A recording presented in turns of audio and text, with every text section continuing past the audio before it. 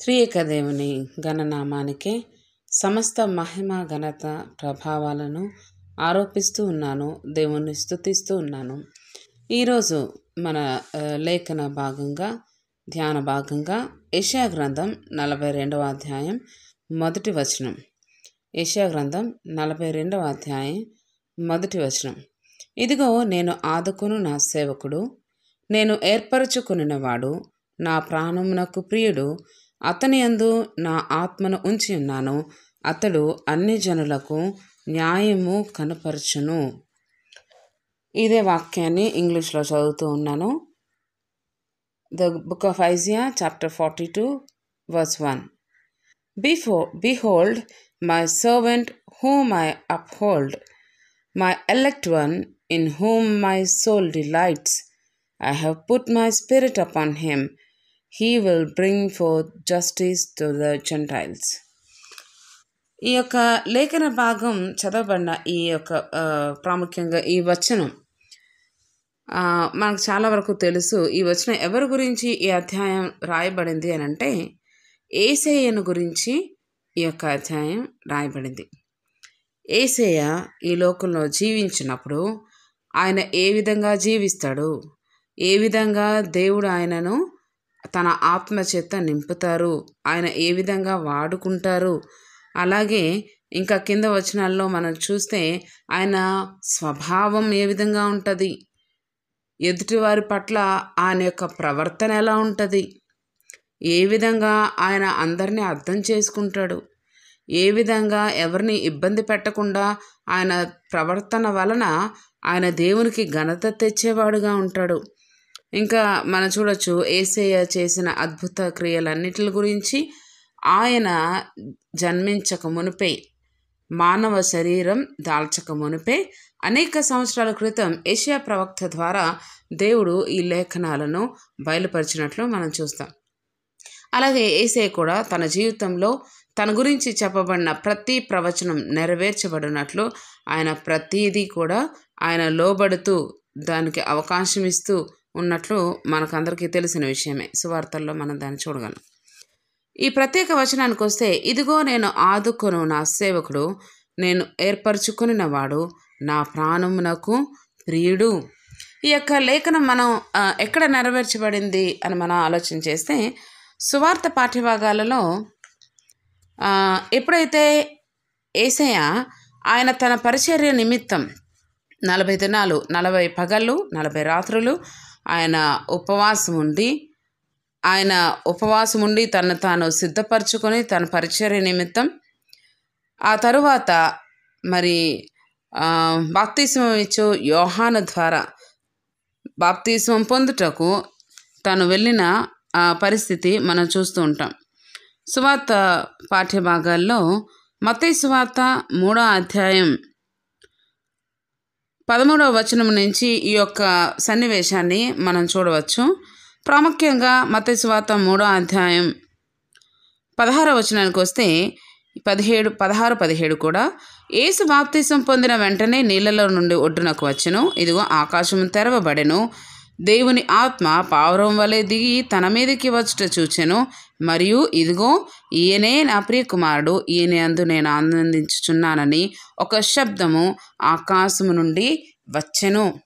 ఇక్కడ దేవుడు ఏ మాట అయితే ఇక్కడ ప్రాముఖ్యంగా యెషయా గ్రంథం 42వ అధ్యాయం మొదటి వచనంలో ప్రవక్త అయిన యెషయా ద్వారా పలికిస్తూ ఉన్నాడో ఆ లేఖనము ఇక్కడ నెరవేరినట్లు మనం చూస్తున్నాం. ఎప్పుడైతే యేసయ్య తను తాను సిద్ధపరచుకున్నాక తను పూర్తిగా తన శరీరమును తన అన్ని విషయాలను ఆత్మీయంగా ఆయన బలపడిన తర్వాత ఉపవాస దీక్ష అంతా ముగించుకున్న తర్వాత అప్పుడు బాప్తిసం పొందినప్పుడు చూస్తాం మనం ఇక్కడ ఆకాశము తెరవబడిందంట, పావురం ఆత్మ వలె దిగి వచ్చింది. అప్పుడు తండ్రి అయిన దేవుడు చెప్తున్న మాటలు మనం ఇక్కడ చదువుకున్నాం. అలాగే ఇంకా మిగిలిన సువార్తల్లో కూడా మనం చూస్తే మార్కు సువార్తలో ఈ యొక్క విషయాన్ని గురించి ప్రత్యేకంగా బాప్తిసం ఇచ్చే సమయాన్ని గురించి మనం చూస్తే మార్కు సువార్త 1వ అధ్యాయంలో 10వ వచనంలో మనం వెంటనే ఆయన నీళ్ళలో నుండి ఒడ్డునకు వచ్చుచుండగా ఆకాశము చీల్చబడుటయు పరిశుద్ధాత్మ పావురం వలె తన మీదకి దిగివచ్చుటయు చూచెను. మరియు నీవు నా ప్రియకుమారుడువు, నీ యందు నేను ఆనందించుచున్నాను అని ఒక శబ్దము ఆకాశం నుండి వచ్చింది. ఇక్కడ మనం చిన్న తేడా ఏంటంటే మత్తయి సువార్తలో ఇదిగో ఈయన నా ప్రియకుమారుడు, ఈయన యందు నేను ఆనందించున్నాను అని దేవుడు చెప్పినట్లు రాశారు. మార్కు సువార్తలో ఇదిగో నీవు నా ప్రియకుమారుడు, నీ యందు నేను ఆనందించున్నాను.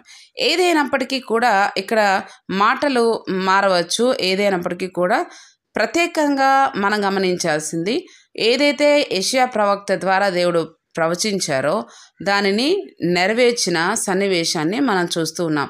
యేసయ్య బాప్తిస్మం పొందిన తర్వాత దేవుడు ఆకాశం నుండి తన ప్రియ కుమారుని గురించి చెప్తున్న మాటలు, ఈయన నా ప్రియ కుమారుడు, ఈయనందు నేను ఆనందించుచున్నాను అన్న మాటలు. యోహాను సువార్తలో కూడా అది వేరుగా ఇవ్వబడింది దాని గురించి. ఏదేమైనప్పటికీ ఈరోజు ప్రత్యేకంగా మనం నేర్చుకుంటున్నటువంటి ఈ యొక్క మొదటి వచనం 42వ అధ్యాయం యెషయా గ్రంథం మొదటి వచనాన్ని మనం గమనిస్తే, ఇదిగో నేను ఆదుకొను నా సేవకుడు, నేను ఏర్పరచుకొనినవాడు, నా ప్రాణమునకు ప్రియుడు అని తండ్రి అయిన దేవుడు యేసయ్యను గురించి చెప్తున్న మాటలు మనం గమనిస్తాం. అలాగే అతని యందు నా ఆత్మను ఉంచి ఉన్నాను, అతడు అన్యజనులకు న్యాయము కనుపరచును. మొదటిగా ఈ మొదటి వచనం ఏ భాగంలో మనం గమనిస్తే, ఇదిగో నేను ఆదుకొను నా సేవకుడు. ఈ మాట ఈరోజు ధ్యానించాలని దేవుడు నాకు ఆలోచన ఇచ్చినప్పుడు, ఆయన ఈ వర్స్ నాకు చూపించినప్పుడు నేను చదవగానే నాకు వచ్చిన ఆలోచన, ఇదిగో నేను ఆదుకొను నా సేవకుడు అని దేవుడు చెప్తూ ఉన్నాడు యేసయ్యను గురించి. కానీ మనం కొన్ని పరిస్థితుల్లో చూస్తాము, ఎక్కడ దేవుడు ఆదుకున్నాడు యేసయ్యను? ప్రత్యేకంగా మనకందరికీ బాగా తెలిసిన సన్నివేశం, యేసయ్య సిలువలో వేలాడిన సమయంలో తండ్రి అయిన దేవుడు కుమారుడైన క్రీస్తును విడనాడిన పరిస్థితి మనం చూస్తుంటాం. ఆ సమయంలో ఎక్కడ ఆయన ఆదుకున్నాడు? ఆయన ఆదుకుంటే అక్కడ చుట్టూ ఉన్న వాళ్ళు చెప్తారు కదా, లేకపోతే దొంగలో ఇద్దరులో ఒకవాడు ప్రశ్నిస్తాడు కదా, నువ్వు శక్తివంతుడై దేవదూతలు వచ్చి మనల్ని దించాలని ఆజ్ఞాపించు, వాళ్ళు వచ్చి మనల్ని దించాలి కదండి. మనం చూస్తాం ఆ మాటలు మనం చూస్తాం, మనకందరికి తెలిసిందే. ఎక్కడ ఆదుకున్నాడు? మరి ఆదుకుంటే పంపించాలి కదా దేవదూతలను. ఆయన శ్రమ అనుభవిస్తుంటే ఆయన తండ్రి అయిన దేవుడు దాన్ని భరించలేడు కదా. కుమారుని ఎందుకు అలా వదిలేశాడు? దేవా దేవా నన్నెందుకు విడనాడితివి అని యేసయ్య ఆ 7 మాటలో ఒక మాటగా పలకాల్సిన పరిస్థితి. లేఖనాలు నెరవేర్చబడాలి. ఒకటి, ప్రత్యేకంగా దేవుని యొక్క ఉద్దేశము, ఆయన యొక్క ప్రణాళిక, ఆయన యొక్క రక్షణ కార్యము తన ప్రజలైన వారిని విడిపించుటకు యేసయ్య చేసిన ఆ గొప్ప బలియాగం. ఆ సమయంలో దేవుడు తన ప్రియకుమారుని విడిచిపెట్టాడండి. ఎందుకు ఆ ఎడబాటు? ఎవరి కోసం ఆ ఎడబాటు? ఎప్పుడైనా గమనించారా? సాధారణంగా ఎక్కువ శాతం లూథరన్ చర్చెస్లోనే లెంట్ను చాలా ఎక్కువగా ఆచరిస్తూ ఉంటాం. ఆ 40 రోజులు చాలా దీక్ష. ఇంకా గుడ్ ఫ్రైడే వచ్చిందంటే చాలా బాధ. అన్ని సంఘాల్లో కూడా ఎంతో దుఃఖపడుతూ ఉంటాం. ప్రతిదినము ఆ దుఃఖం నీలో ఉంటుందా? ప్రతిదినం ఆలోచన నీలో ఉంటుందా? నీ పాప జీవితం ద్వారా, నీ దుర్భరమైన జీవితం ద్వారా, నీ అబద్ధపు ప్రవక్తన ద్వారా, నీ యొక్క మోసకరమైన మాటల ద్వారా యేసయ్య మరలా సిలువ వేయబడుతున్నారన్న ఆలోచన ఉందా? కమ్యూనియన్ తీసుకున్నప్పుడు మాత్రమే, లేకపోతే ఎక్కడ రొట్టె ద్రాక్షారసం తీసుకునే సమయాల్లో నువ్వు పశ్చాత్తాపడుతూ ఎంతకాలం ఉంటావు? నిజానికి లేఖనాల్లో మనం చూడొచ్చు, పత్రికల్లో ఉంటుందండి. రొట్టె ద్రాక్షారసం ఇవ్వబడుతుంది, మరలా మనం పాపం చేసి క్షమాపణ అడుగుతూ పశ్చాత్తాపడి కన్నీటితో యేసయ్య నీ రక్తము నీ శరీరము నన్ను పరిశుద్ధపరచాలి కాదు దాని ఉద్దేశం. నీవు ఆయన శరీరంలో ఆయన రక్తంలో నీవు పాలిభాగస్తుడు అవ్వాలి, నీవు పాలిభాగస్తురాలు అవ్వాలి. అంతే తప్ప ఎంతకాలం ఆయన రక్తాన్ని కడగమండం కాదు. నాకు చాలా ఇష్టం యోహాను పత్రిక మొదటి అధ్యాయం 7వ వచనంలో మీరు చూడండి, ఎప్పుడు యేసయ్య రక్తం కడుగుతుంది నీ పాపాలను? ఎప్పుడు కడగగలడు? ఏదేమైనప్పటికీ ఈ లేఖనంలో చూస్తాం, దేవుడు ఆయన ఆదుకునే నా సేవకుడు అన్నాడు, కానీ ఆ సమయంలో ఆయన ఆదుకోలేదు, ఆయన తోడుగా లేడు, ఆయన విడిచిపెట్టాడు. కొన్ని పరిస్థితుల్లో మనం ఎదుర్కొనే పరిస్థితుల్లో కూడా మనం దీన్ని అన్వయించుకుంటే కొన్ని పరిస్థితుల్లో ఆయన దూరంగా ఉండే అవసరత ఉంటుంది.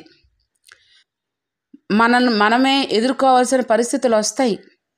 అది మీరు చేసిన చెడు క్రియలకు వచ్చే ప్రతిఫలం అవ్వనివ్వండి, శాపాలకు సంబంధించిన ప్రతిఫలం అవ్వనివ్వండి, ఏదైనా సరే, లేక దేవుని మహిమ కొరకు చెప్పబడిన పరిస్థితుల్లో అవ్వనివ్వండి, దేవుని మహిమార్థమై మీరు అనుభవించే శ్రమలు అవ్వనివ్వండి, ఏవైనా కూడా కొన్ని పరిస్థితుల్లో దేవుడు తన్ను తాను దూరంగా ఉంచే పరిస్థితి, ఆయన ఆదుకోకుండా, దూరంగా కాదు కానీ ఆయన ఆదుకోకుండా ఉండే పరిస్థితి, ఆయన సహాయం చేయకుండా ఉండే పరిస్థితి ఏర్పడినప్పుడు మనం ధైర్యంతో ఉండగలగాలి. యేసే దాన్ని చూపించాడు కదా మనకు మాదిరి.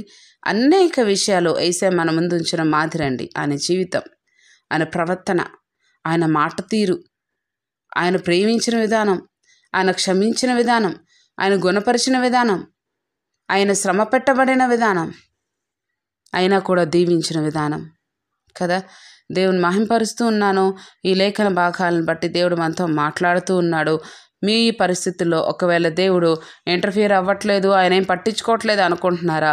మీరు చేయాల్సిన పనులు లేకపోతే మీరే అవి అనుభవించాల్సిన పరిస్థితులు ఉన్నప్పుడు దేవుడు తను తాను మరుగు చేసుకుంటాడు, కానీ ఆయన ఎప్పటికీ కూడా సహాయం చేస్తాడు. దాన్ని తట్టుకునే శక్తిని ఆయన ఇస్తాడు. ఆయన చెప్పాడు కదా, శోధనలో ఆయన విడిచిపెట్టే దేవుడు కాదండి, దాని నుంచి తప్పించుకునే మార్గం చూపిస్తాడు. కానీ దానికి మనం చేయవలసింది ఆయనను ఆశ్రయించాలి, ఆయనను వేడుకోవాలి, ఆయనతో నిరంతరం సహవాసం కలిగి ఉండాలి. ఖచ్చితంగా ఆయన సహాయం చేస్తాడు. ఏ శ్రమైనా, ఎంత కష్టమైనా, ఎంత ఇబ్బంది, ఆయన ముందు ఏమీ కాదు కదండి. ఇక్కడ ఇంకా చెప్పబడుతున్న మాటలు, అతని యందు నా ఆత్మను ఉంచి ఉన్నాను. మనం చూస్తాం, ఆకాశం తెరవబడింది, పరిశుద్ధాత్మ పావురం వలె దిగి వచ్చింది యేసయ్య మీదకు. ఆయన ఆత్మ ఆయనలో ఉంచబడింది.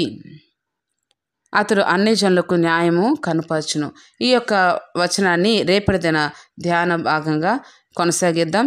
అతడు అన్ని జనులకు న్యాయం కనుపరచును అనే మాటల మీద రేపటి దినం మనం ధ్యానం చేద్దాం. దేవుడు మిమ్మలను మెండుగా ఆశీర్వదించి నడిపించునుగాక. ధైర్యంగా ఉండండి. కొన్ని పరిస్థితులు మిమ్మల్ని ఇబ్బంది పెడుతూ ఉంటే అనుకోవద్దు, నేను దేవుని నమ్ముకున్నాను కదా, నేను క్రైస్తవ జీవితంలో ఉన్నందుకే శ్రమలు కాదు. మీరు చేసుకున్న వాటిని కూడా దేవుని మీద నెట్టద్దు. మీరు చేసుకున్న ప్రతి పాపాన్ని బట్టి వస్తున్న శాపాలు వాటిని కూడా దేవుని మీద నెట్టద్దు. తరతరాల నుంచి వచ్చే శాపాలు దేవుని మీద నెట్టద్దు.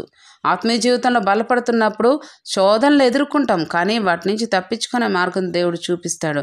కానీ మీరు పొందే కష్టాలు, మీరు చేసుకున్న పనులకు, మీరు చేసుకున్న మీ సొంత నిర్ణయాలతో మీరు తీసుకున్న వాటి వల్ల అనుభవించే శ్రమను, అనుభవించే శోధన, అనుభవించే బాధ ఏదైనా సరే వాటిని బట్టి దేవుని నిందించద్దు, కానీ దేవుడు సహాయం చేస్తాడు. ఆయన బిడ్డలను అన్ని పరిస్థితుల్లో కూడా ఆయన ఆదుకునే దేవుడు, ఆయన కాపాడే దేవుడు. ఆయన కునుకక నిద్రపోక మనల్ని కాపాడుతున్నాడండి. ఎప్పుడైనా ఆలోచించారా? మాటల వరకే ఉంచొద్దు లేఖనాలను, వాటిని మనస్కరించండి. ఆయన కునుకక నిద్రపోక నిన్ను నన్ను నిరంతరం కాపాడుతున్న దేవుడు. దేవునికి మహిమ చెల్లిస్తున్నాను. దేవుడు మిమ్మల్ని దీవించునుగాక. ఆమెన్.